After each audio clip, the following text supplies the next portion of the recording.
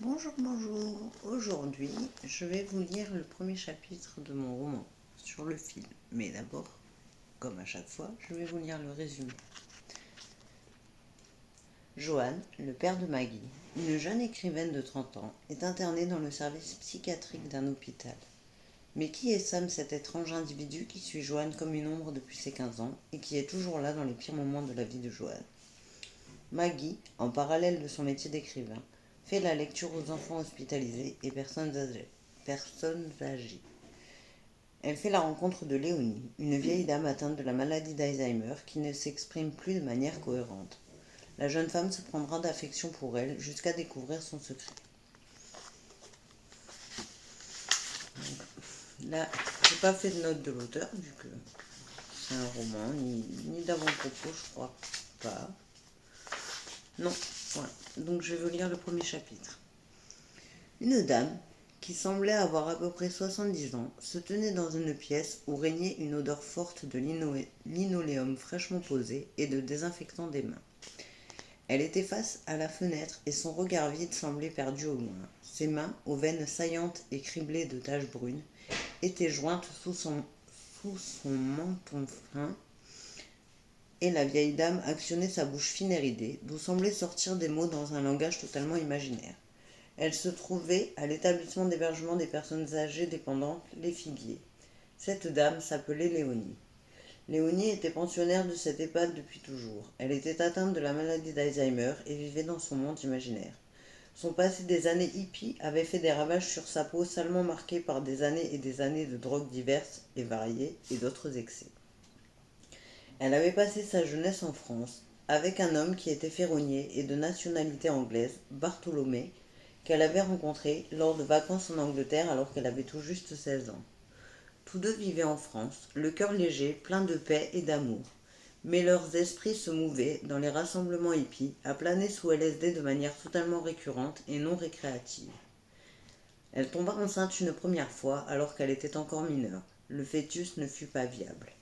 5 ans plus tard, Léonie et Bartholomé s'étaient rendus à Woodstock avec les économies du couple, le 15 août 1969. Léonie retomba enceinte en plein festival hippie et par chance, entre guillemets, le bébé survécut. Un petit garçon. Il s'appelait Johan et vit le jour le 15 mai 1970. Enceinte de Johan, Léonie commença à se prostituer pour subvenir à ses propres besoins personnels et à ceux de son camé de mari, ainsi qu'à ceux de leur fils quand elle n'était pas trop défoncée pour s'en occuper. Cette situation perdura pendant des années. À la suite d'une mauvaise défonce, Bartholomé s'était suicidé alors que Léonie attendait encore Johan. Depuis lors, Léonie alternait entre mutisme et babillage.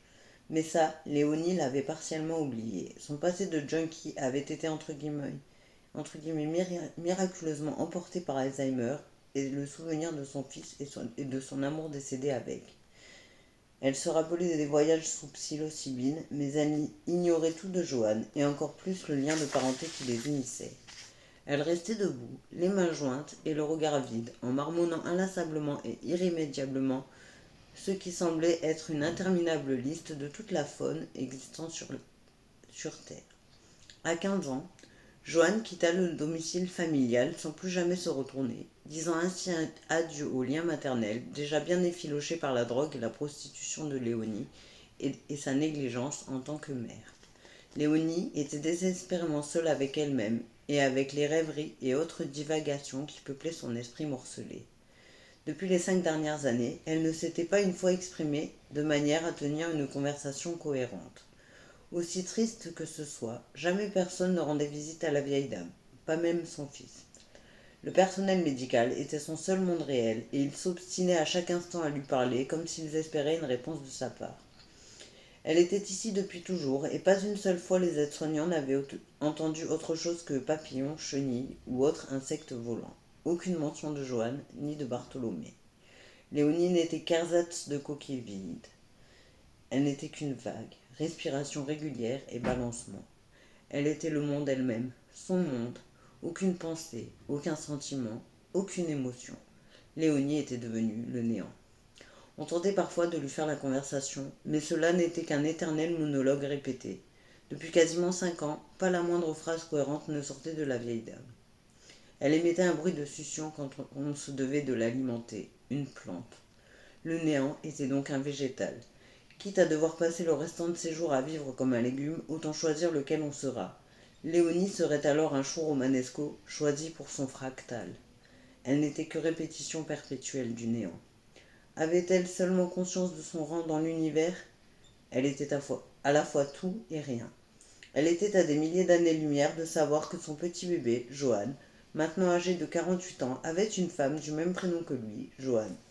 Une beauté anglaise, de même que son amour perdu, Bartholomé.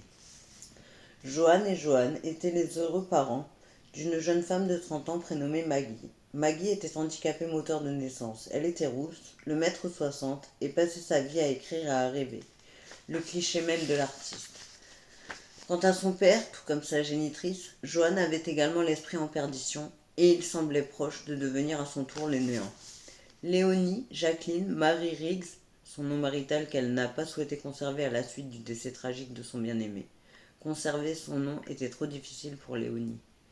Né Lepage, à qui tout cet héritage familial appartenait, se contentait de rester prostré devant la fenêtre de sa chambre, à se délecter du paysage comme une vache qui regarderait passer les trains ou les voitures, sans se soucier le moins du monde de sa descendance. Léonie Lepage était donc assise dans son fauteuil devant la fenêtre, dans la même position exacte que celle où on l'avait placée le matin même. Il était 15 heures. Voilà.